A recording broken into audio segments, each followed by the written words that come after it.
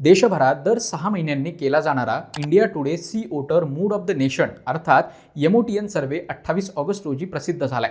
भारतीय राजकारणात सध्या कोणत्या गोष्टींचा प्रभाव आहे, मतदार कोणाच्या बाजूने उभे आहेत आणि प्रमुख राजकीय पक्षांची कामगिरी कशी आहे याचा सखोल अभ्यास या सर्व्हेमध्ये करण्यात आलाय.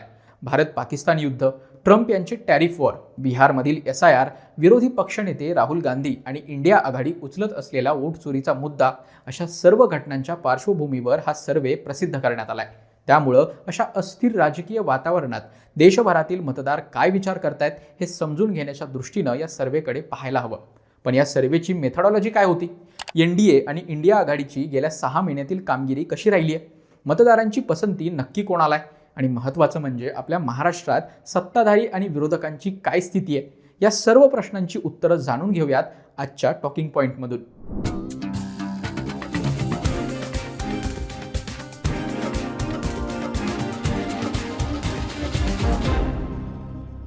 मूड ऑफ द नेशन सर्व्हेचे निष्कर्ष समजून घेण्याआधी आपण या सर्व्हेची मेथडॉलॉजी काय होती ते पाहूयात.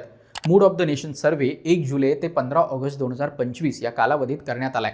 देशभरातील सर्वच 543 लोकसभा मतदारसंघातील तब्बल 54,788 व्यक्तींचं थेट सर्वेक्षण, तर सी वोटरच्या नियमित ट्रॅकर डेटामधील 1,52,038 मुलाखतींचं विश्लेषण या सर्व्हेमध्ये करण्यात आले. त्यामुळे एकूण 2,06,823 जणांशी संपर्क साधून या सर्व्हेचे निष्कर्ष काढण्यात आलेत असं आपण म्हणू शकतो. 2024च्या लोकसभा निवडणुकीनंतरचा हा तिसरा एमओटीएन सर्व्हे. याआधी ऑगस्ट 2024 आणि फेब्रुवारी 2025 मध्ये एमओटीएन सर्व्हे करण्यात आला होता. त्यामुळं हे तिन्ही सर्व्हे आणि त्यांची लोकसभा 2024 सोबत तुलना केली तर आपल्याला जास्त चांगले निष्कर्ष काढता येऊ शकतात. तसंच गेल्या काही महिन्यात देशभरातील राजकीय स्थितीत काय बदल झालेत हेही समजून घेण्यास मदत होऊ शकते. त्यामुळं सर्वात आधी आपण लोकसभा 2024 मध्ये NDA आणि इंडिया आघाडी व भाजप आणि काँग्रेसची स्थिती काय होती ते समजून घेऊयात. 2024च्या लोकसभा निवडणुकीत भाजपनं 37% मतांसह 240 जागा जिंकल्या होत्या, तर काँग्रेसला 21% मतांसह 99 जागा मिळाल्या होत्या. NDA आणि इंडिया आघाडीचा विचार केला तर NDAला 44% मतांसह 293 जागा मिळाल्या होत्या, तर इंडिया आघाडीनं 42% मतांसह 234 जागा जिंकल्या होत्या. लोकसभा 2024च्या निकालाची तुलना ऑगस्ट 2025च्या एमओटीएन सर्व्हेसोबत केली तर असं दिसून येतं की भाजप 240 वरून 260 जागांपर्यंत मजल मारू शकतो. भाजपच्या मतांच्या टक्केवारीत देखील 4% वाढ झालेली दिसतेय. एमओटीएन सर्व्हेमध्ये भाजपला 41% मिळतील असा अंदाज आहे. काँग्रेसचा विचार केला तर त्यांच्या मतांच्या टक्केवारीमध्ये आणि जागांमध्ये कोणताही मोठा फरक झालेला दिसून येत नाही. ऑगस्ट 2025च्या एमओटीएन सर्व्हेमध्ये काँग्रेसला 21% मतांसह 97 जागा मिळतील असा अंदाज आहे. NDA आणि इंडिया आघाडीच्या कामगिरीची तुलना केली तर तिथंही लोकसभा 2024च्या तुलनेत NDA आघाडीला एज दिसतोय.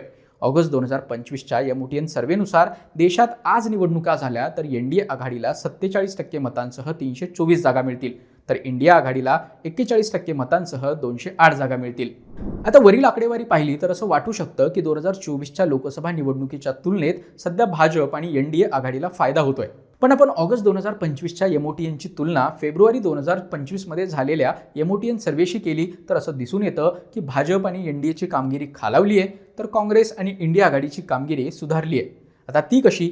तर फेब्रुवारी 2025च्या एमओटीएन सर्व्हेमध्ये NDAला 47% मतांसह 343 जागा मिळतील असा अंदाज होता, पण आता तो कमी करून 324 वर आलेला आहे, म्हणजे 19 जागा कमी.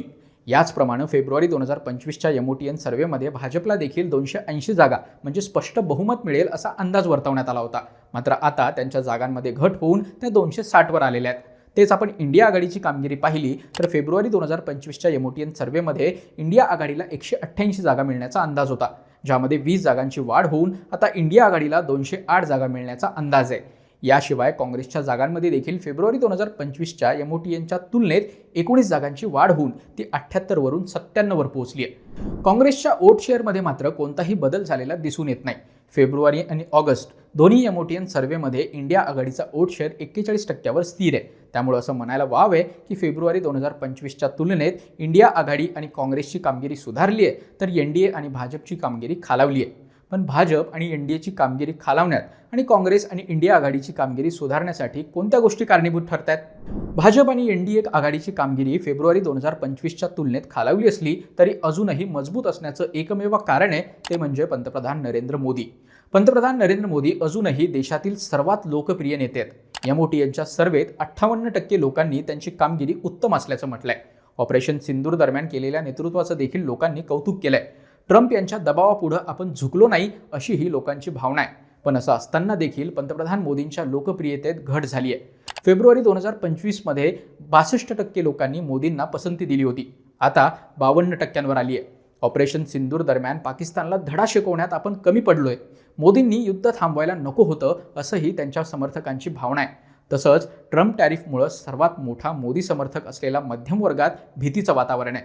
याचा फटका मोदींच्या लोकप्रियतेला आणि भाजपच्या कामगिरीला बसत असल्याचं एमओटीएन सर्व्हेत दिसून येत आहे. या उलट काँग्रेस आणि राहुल गांधींना मात्र याचा फायदा झाल्याचं दिसून येत आहे. विरोधकांचं नेतृत्व करण्यासाठी राहुल गांधी सर्वात योग्य उमेदवार असल्याचं मत मतदारांनी व्यक्त केलंय. राहुल गांधी यांची लोकप्रियता 24% 28% पर्यंत वाढली आहे. विरोधी पक्षनेते म्हणून त्यांच्या कामगिरीला उत्तम म्हणणाऱ्यांची संख्या 25% 28% पोहोचली आहे. तर राहुल गांधी यांची कामगिरी वाईट म्हणणाऱ्यांची संख्या 27% 15% पर्यंत घटली आहे, जी लक्षणीय आहे. राहुल गांधी यांनी उभारलेला वोट चोरीचा लढा, बिहारमधील SIR सर्व्हेला केलेला विरोध, तसंच ऑपरेशन सिंदूर दरम्यान सरकारला विचारलेले प्रश्न यामुळे त्यांची एक गंभीर राजकारणी म्हणून मान्यता वाढली आहे. राहुल गांधी यांच्यासाठी ही समाधानाची बाब असली तरी त्यांना अजून बरीच मेहनत घ्यावी लागणार आहे. कारण त्यांची लोकप्रियता वाढली असली तरी काँग्रेसच्या जागांमध्ये आणि वोट शेअरमध्ये 2024च्या लोकसभेच्या तुलनेत कोणताही मोठा फरक झाल्याचं दिसून येत नाही. याशिवाय भाजपचे मतदार उदासीन असले तरी ते अजून काँग्रेस किंवा इंडिया आघाडीला मतदान करायला तयार नाहीत असं या सर्व्हेची आकडेवारी सांगते. कारण भाजप आणि NDAचे समर्थक कमी झाले असले तरी ते समर्थक काँग्रेस किंवा इंडिया आघाडीकडे वळल्याचं दिसत नाही. ऑगस्ट 2025च्या एमओटीएनमध्ये महाराष्ट्राबद्दल देखील अनेक महत्त्वाच्या इन्साइट्स आहेत. एमओटीएन सर्व्हेनुसार राज्यात निवडणुका झाल्या तर महाविकास आघाडीला 43% मतांसह 18 जागा मिळण्याची शक्यता आहे, तर महायुतीला 48% मतांसह 30 जागा मिळतील असा या सर्व्हेचा अंदाज आहे. पक्षनिहाय आकडेवारी पाहिली तर भाजपला 16 जागा मिळण्याचा अंदाज आहे, तर शिवसेना आणि राष्ट्रवादीला 14 जागा मिळण्याची शक्यता आहे.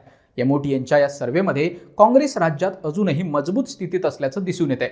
काँग्रेसला 12 जागा मिळण्याचा अंदाज आहे, तर ठाकरेंची शिवसेना आणि शरद पवारांच्या राष्ट्रवादीला मात्र यामध्ये फटका बसेल असा अंदाज आहे. कारण त्यांना फक्त 6 जागा मिळतील अशी शक्यता या सर्व्हेमध्ये वर्तवण्यात आली आहे. एमओटीएन सर्व्हेमध्ये महायुतीला लोकसभा 2024च्या तुलनेत चांगल्या जागा मिळत असल्या तरी फेब्रुवारी 2025च्या एमओटीएनच्या तुलनेत 10 जागा कमी झालेल्या आहेत. यामागं महायुतीमधील अंतर्गत मतभेद, सरकारच्या कारभारातील त्रुटी आणि भाजप समर्थकांमधील उदासीनता अशी अनेक कारणं देण्यात आली आहेत. एवढा मोठा जनादेश मिळाल्यानंतर मुख्यमंत्री फडणवीस यांच्याकडून चांगल्या प्रशासनाची अपेक्षा मतदारांना होती, मात्र ते यामध्ये फेल ठरल्याचं या सर्व्हेमध्ये दिसून येत आहे. याचं प्रमुख कारण म्हणजे देशातील टॉप 10 मुख्यमंत्र्यांच्या यादीमध्ये फडणवीस 10व्या क्रमांकावर आहेत. त्यामुळे भाजप आणि मुख्यमंत्री फडणवीस यांना लवकरात लवकर कोर्स करेक्शन करण्याची गरज या सर्व्हेमधून दिसून येते. एकंदरीत काय तर ऑगस्ट 2025च्या मूड ऑफ द नेशन सर्व्हेतून असं दिसून येत आहे की पंतप्रधान मोदी आणि NDA अजूनही मजबूत स्थितीत असले तरी त्यांना अनेक आव्हानांचा सामना करावा लागणार आहे.